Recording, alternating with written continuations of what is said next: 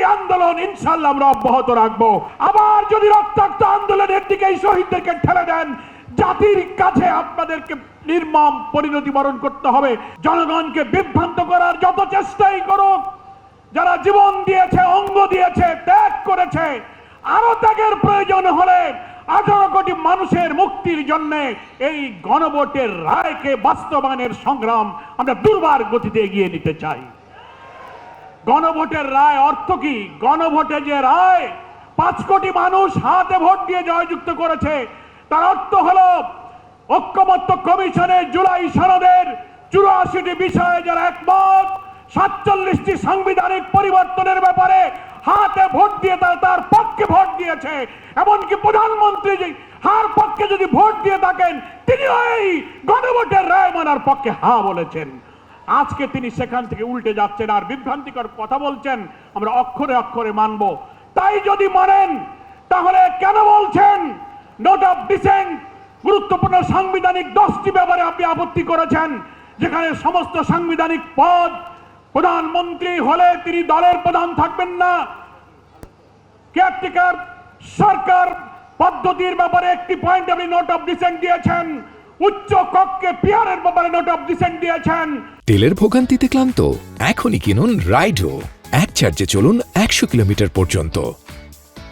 চুক্তি এবং আন্তর্জাতিক সমস্ত চুক্তির ব্যাপারে 2 কক্ষে অনুমোদনের প্রশ্নে আপনারা ডিফেন্স দিয়েছেন।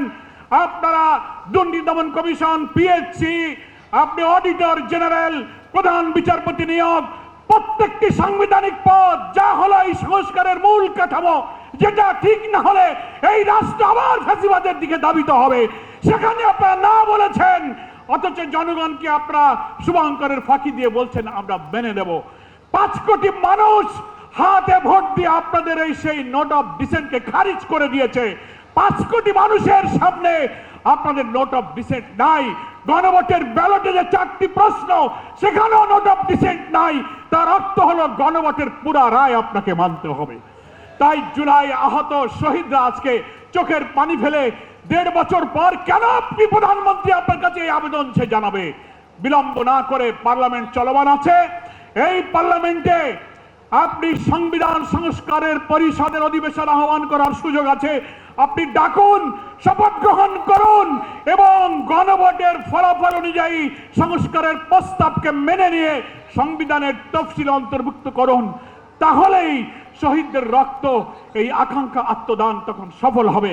তা না হলে আবার যদি রক্তাক্ত আন্দোলনের দিকে এই শহীদদেরকে ঠেলে দেন, জাতির কাছে আপনাদেরকে নির্মম পরিণতি বরণ করতে হবে, যেটা 5 আগস্টের বিপ্লব থেকে আপনাদেরকে শিক্ষা নিতে হবে।